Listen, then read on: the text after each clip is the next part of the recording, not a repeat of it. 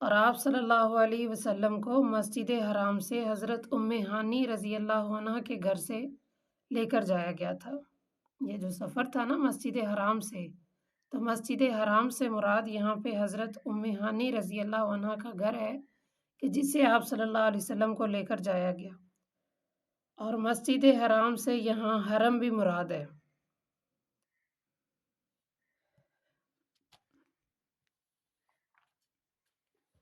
آ رہی سمجھ کے نہیں؟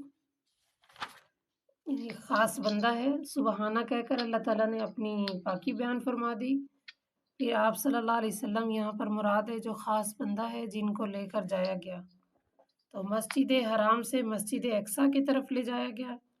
تو مسجد حرام سے ایک قول کے مطابق یہ کہ حضرت ام ہانی رضی اللہ عنہ کا گھر ہے کہ جہاں سے آپ صلی اللہ علیہ وسلم کو لے جایا گیا۔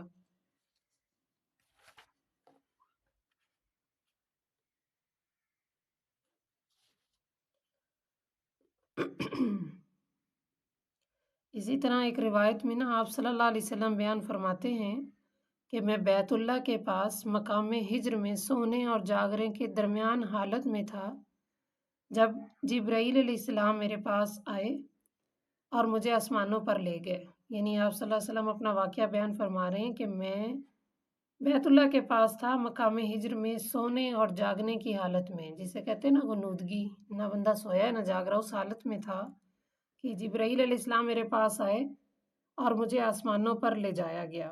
یہ یعنی جو وقت تھا بیت المقدس سے شروع ہوا۔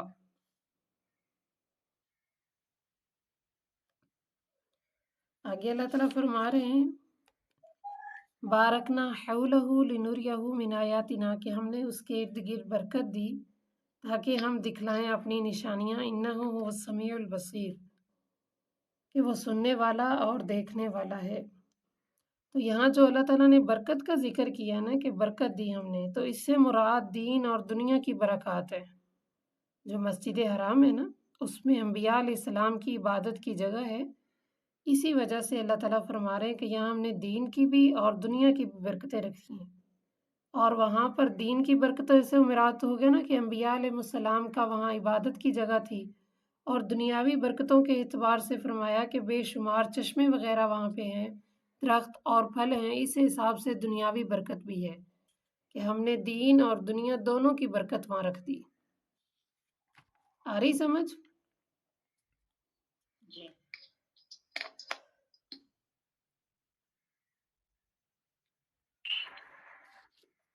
آگے فرمائے وَآتَيْنَا مُوسَى الْكِتَابَ وَجَعَلْنَاهُ هُدًى لِّبَنِي إِسْرَائِيلَ، اور ہم نے دی موسیٰ علیہ السلام کو کتاب اور ہم نے ان کو بنایا ہدایت بنی اسرائیل کے لیے کہ نہ تم بناؤ میرے علاوہ کوئی کارساز۔ یہاں پر اللہ تعالیٰ فرما رہے ہیں کہ ہم نے موسیٰ علیہ السلام کی یہ بنی اسرائیل کی قوم تھی ان کی رہنمائی کے لیے اپنے پیغمبر یعنی نبی کو بھیجا، جسے موسیٰ علیہ السلام مراد ہیں۔ ہم نے ان کو کتاب دی، اور کتاب سے مراد تورات ہے۔ ہم نے ان کے اندر ان کی ہدایت کا ذریعہ بنایا اور ان کو یہ جو ہے نا صاف طور پر کہلوایا کہ اللہ تتخذوا من دونی وکیلا، کہ کسی قسم کا شبہ باقی نہ رہے کہ ہمیں صحیح طرح تعلیم اور تربیت نہیں دی گئی، ہمیں بتایا نہیں گیا۔ تو اللہ تعالیٰ فرما رہے ہیں کہ نہ تم بناؤ میرے علاوہ کوئی کارساز۔ تو یہاں کارساز سے مراد کیسا مطلب رب مراد ہوگا؟ تو اللہ تعالیٰ نے بیان فرمایا کہ کارساز سے رب یعنی وکیل کا معنی ایسا رب ہوتا ہے کہ جس کے حوالے انسان اپنے سارے کام کر دے۔ یعنی وکیل سے مراد ایسا ہوتا ہے رب جس کے حوالے انسان اپنے سارے کاموں کو کر دے۔ تو یہاں پر اللہ تعالیٰ کا بھی فرمانے کا یہی مطلب تھا کہ تم مجھے اپنا رب مانو اور میرے حوالے سارے کام کر دو، میرے علاوہ کسی کو بھی اپنا رب نہ مانو، یعنی بتوں کی پوجا نہ کرو۔ اور پھر آگے اللہ تعالیٰ مخاطب کر کے فرما رہے ذریۃ من حملنا مع نوح، اے نوح علیہ السلام کی اولاد، انہ کان عبدا شکورا، کہ بے شک وہ بندہ تھا شکر کرنے والا۔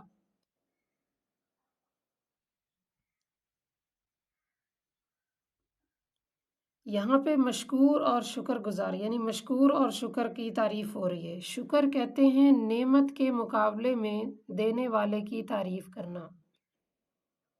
شکر کہتے ہیں نعمت کے مقابلے میں دینے والے کی تعریف کرنا۔ تو ایک روایت کے اندر ہے کہ جب بھی وہ کوئی چیز کھاتے، یعنی نوح علیہ السلام جب بھی کچھ کھاتے پیتے تھے تو الحمدللہ کہتے تھے، یہی ان کی اولاد کی صفت تھی۔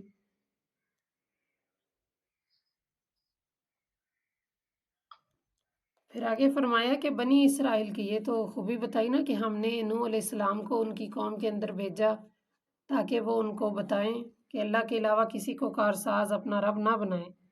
لیکن بنی اسرائیل کیسی قوم تھی؟ وہ ایک سرکش تھی۔ اس کا اللہ تعالیٰ نے قرآن پاک میں خود ذکر کر دیا، وَقَضَيْنَا إِلَىٰ بَنِي إِسْرَائِيلَ، کہ ہم نے فیصلہ سنایا، بنی اسرائیل کی طرف بھجوایا کتاب میں کہ تم زمین میں ضرور بھی ضرور فساد کرو گے، اور واقعی انہوں نے ایسا کیا کہ فساد کیا۔ پھر اللہ تعالیٰ نے فرمایا کہ 2 مرتبہ کرو گے، 2 مرتبہ مقید کر دیا، خاص کر دیا۔ اب انہوں نے واقعتاً زمین میں ایسا فساد کیا۔ پہلی مرتبہ یہ کہ حضرت زکریا علیہ السلام کو قتل کیا، یہ ان کا پہلا فساد تھا۔ ان کو قتل کرنے کی ان کی وجہ یہ تھی کہ انہوں نے ان کو اللہ تعالیٰ کی ناراضگی سے ڈرایا تھا کہ غلط کام نہ کرو، اللہ سے ڈرو۔ ان کے اس تبلیغ کرنے کی وجہ سے انہوں نے ان کو ہی قتل کر دیا۔ اور دوسری مرتبہ حضرت یحییٰ، زکریا علیہ السلام اور حضرت عیسیٰ علیہ السلام کے قتل کا ارادہ کر لیا، تو تبھی اللہ تعالیٰ نے بنی اسرائیل کے ساتھ خاص 2 مرتبہ کا ذکر کیا کہ تم 2 مرتبہ زمین میں فساد مچاؤ گے۔ پہلی مرتبہ انہوں نے حضرت زکریا علیہ السلام کو قتل کیا، اور دوسری دفعہ حضرت یحییٰ بن زکریا علیہ السلام اور حضرت عیسیٰ علیہ السلام کے قتل کا ارادہ کر لیا، یعنی 3 پیغمبروں کو قتل، ایک کو تو کر دیا اور 2 کے قتل کا ارادہ کر لیا۔ اس لیے اللہ تعالیٰ نے فرمایا کہ تم جو ہے نا 2 مرتبہ سرکشی کرو گے۔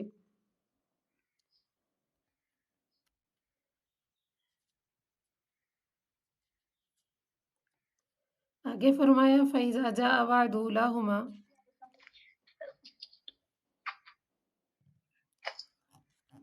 آیت نمبر 3 دوبارہ بتا دیں۔ آیت نمبر 3،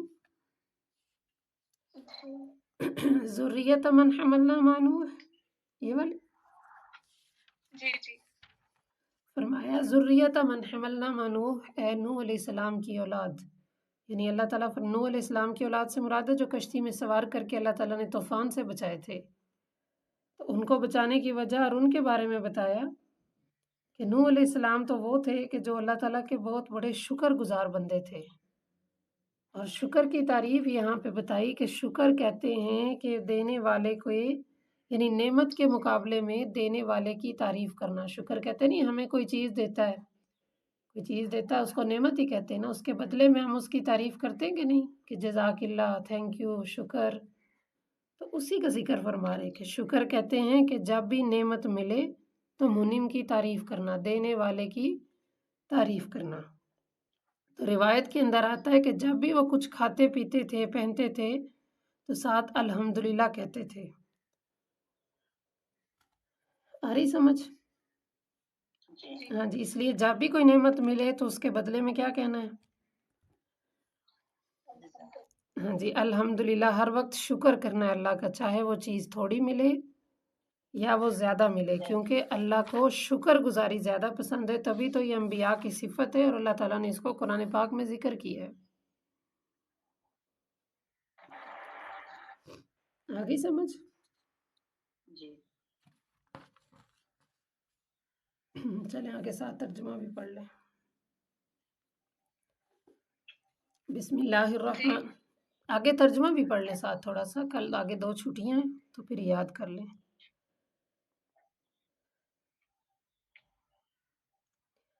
وَيَدْعُ الْإِنسَانُ، اور دعا مانگتا ہے انسان، بالشر، برائی کی، دعاءہ، اپنے لیے دعا، بالخیر، جیسے خیر کی مانگتا ہے۔ اور انسان اپنے لیے برائی کی دعا ایسے مانگتا ہے جیسے اپنے لیے خیر کی دعا مانگتا ہے۔ وَكَانَ الْإِنسَانُ عَجُولًا، اور انسان جلد باز ہے، یعنی جلدی کرنے والا۔ انسان برائی اور اچھائی دونوں کو ہی جلدی طلب کر لیتا ہے۔ آگے سمجھ، وَيَدْعُ الْإِنسَانُ بِالشَّرِّ، اور دعا مانگتا ہے انسان برائی کے لیے، دعاءہ، جیسے وہ اپنے لیے دعا مانگتا ہے، بالخیر، خیر کی یعنی بھلائی کی۔ وَكَانَ الْإِنسَانُ عَجُولًا، اور انسان ہے جلد باز یا جلدی کرنے والا۔ وجعلنا اللیل اور ہم نے بنایا رات کو والنہارا اور دن کو آیتین دو نشانیاں فمحونا اور ہم نے محو کر دیا آیت اللیل رات کی نشانی کو وجعلنا اور ہم نے بنایا آیت النہار دن کی نشانی کو روشن تاکہ تم تلاش کر سکو فضلا من ربکم اپنے رب کا فضل وَلِتَعْلَمُوا اور تاکہ تم جان سکو عدد السنین والحساب سالوں کی گنتی کو اور حساب کو. یعنی اللہ تعالیٰ فرما رہے کہ رات اور دن انسان کی زندگی میں دو نشانیاں ہیں.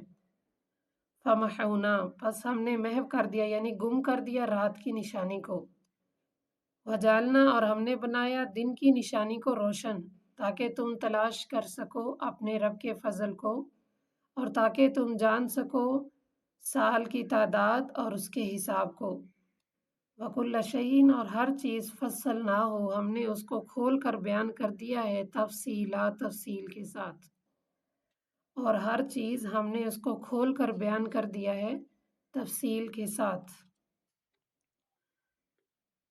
وَكُلَّ إِنسَانٍ اور ہر انسان الزمناہ ہم نے ڈال دیا ہے طائرہ اس کا اعمال نامہ فی عنقہ اس کی گردن میں یا ڈال دیں گے اس کا اعمال نامہ اس کی گردن میں. وَنُخْرِجُ اور نکالیں گے اس کے لیے قیامت کے دن کتاباً اس کا اعمال نامہ یلقاہ جس کو وہ دیکھے گا یا اسے ملے گا منشورا کھلا ہوا. یعنی ہر انسان کہ ہم ڈال دیں گے اس کا اعمال نامہ اس کی گردن میں اور نکالیں گے اس کے لیے قیامت کے دن اس کا اعمال نامہ کہ وہ اس کو جب ملے گا اس کو دیکھے گا کھلی ہوئی کتاب کی طرح یا کھلا ہوا دیکھے گا. لکھا کیا ہوگا اقرا کتابک کہ پڑھ اپنے اعمال نامے کو. کتابک سے مراد یہاں اپنا اعمال نامہ ہے یعنی پڑھ اپنی کتاب کو.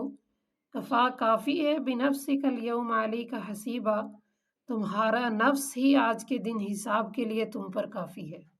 یعنی اللہ فرما رہے ہیں کہ جب تمہیں کہا جائے گا اقرا کتابک کہ اپنا اعمال نامہ پڑھو. کفا بنفسک کافی ہے آج کے دن تمہارا اپنا آپ ہی علیہ کا حساب تمہارے اوپر حساب کے لیے. من اہتدی جس نے ہدایت پائی فإنما یہتدی لنفسی پس بے شک وہ ہدایت پائے گا اپنے ہی نفس کے لیے. ومن ضل اور جو گمراہ ہوا فإنما پس بے شک یضل وہ گمراہ ہوا علیہ اپنے آپ کے لیے یعنی اپنے نفس کے لیے. جس نے تو ہدایت پائی تو اس نے بھی ہدایت پائی اپنے نفس کے لیے اور جو گمراہ ہوا پس بے شک وہ گمراہ بھی کیا ہوا یعنی اس کی گمراہی کا اثر بھی اسی پر ہے اپنے لیے. ولا تزر اور نہیں کوئی بوجھ اٹھائے گا وازرتن بوجھ اٹھانے والا وزر اخرى دوسرے کا بوجھ اور نہیں کوئی بوجھ اٹھائے گا بوجھ اٹھانے والا کسی دوسرے کا بوجھ. جی. وما کننا اور نہیں معذبین ہم عذاب دیتے حتیٰ یہاں تک کہ نبعث ہم بھیج دیں رسول اور ہم تب تک عذاب نہیں دیتے کسی قوم کو جب تک ہم اپنا رسول نہ بھیج دیں. آگے سمجھ اچھی طرح سمجھ آگی سب کو؟ جی جی. ہاں جی انشاءاللہ اس کو آپ نے یاد کرنا ہے سبق کو.